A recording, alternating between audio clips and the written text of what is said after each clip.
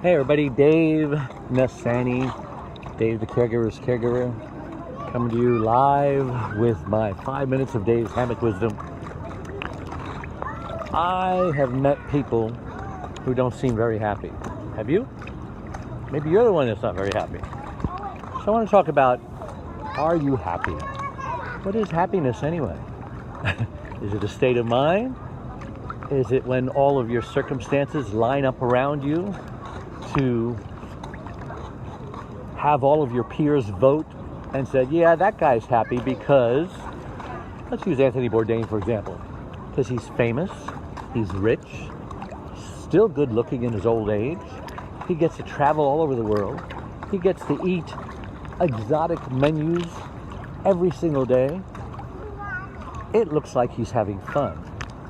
It looks like he's happy. But apparently he wasn't, because he took his life.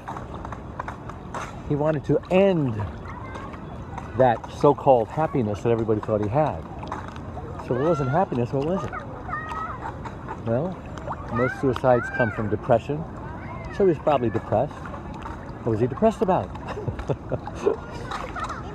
Maybe he felt like he had no true friends who loved him for who he was and not what he had become, who he was deep down inside. Maybe he was depressed about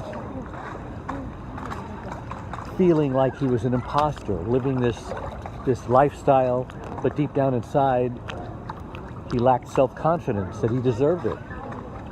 Maybe he just didn't think that he could share his innermost fears or frustrations or insecurities with anybody because they would judge him or think he was just kidding.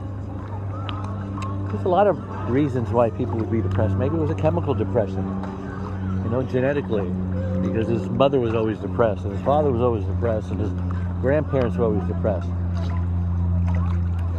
But let's talk about happiness in other terms, depression aside. I know a lot of people. I used to go to Mexico,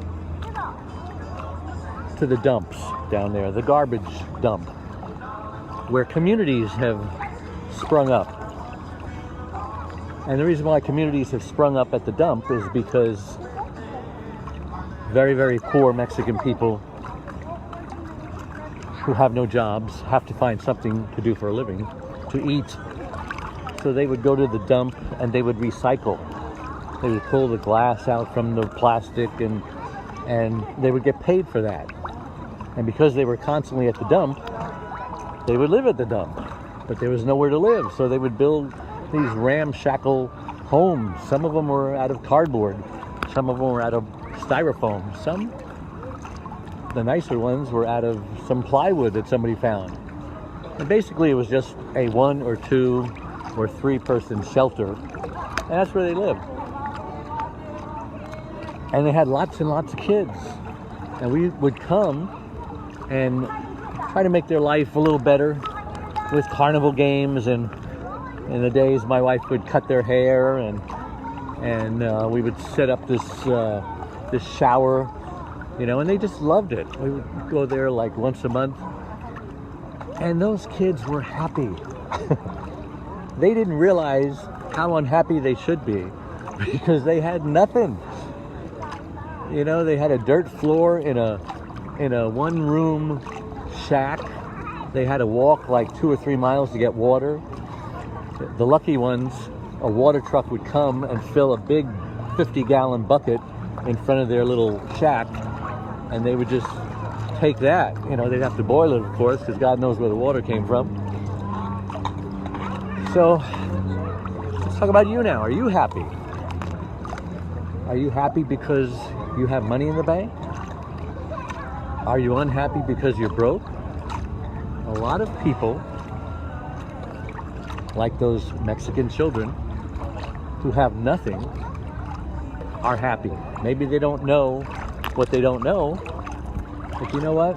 If I have to choose between going through life being happy or unhappy, I choose happy. I'm not going to worry about or concentrate or dwell on what I don't have. Because you could always find somebody who's richer than you, and you could always find somebody who's poorer than you. So, I mean, if that's the case, what level of richness or poorness deserves happiness? The point I'm trying to make here is happiness is a state of mind. Happiness is knowing that you have peace in your heart.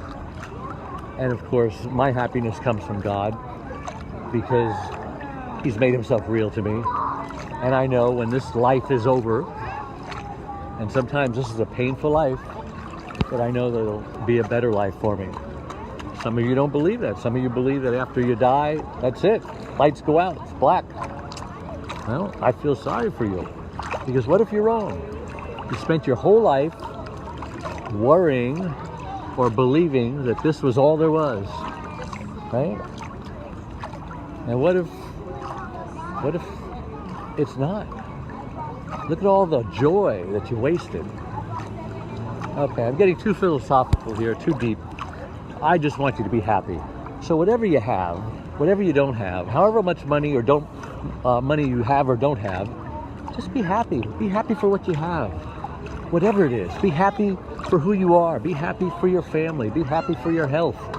If you don't have health, be happy that you're not sicker than you are, or as sick as that person there. Remember that story?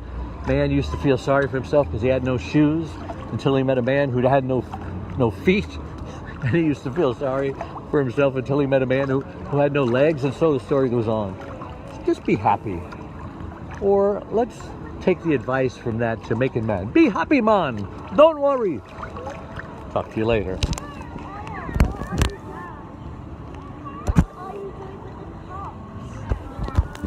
I can figure out what button to hit here. It's hard to see in the sunlight. There it is.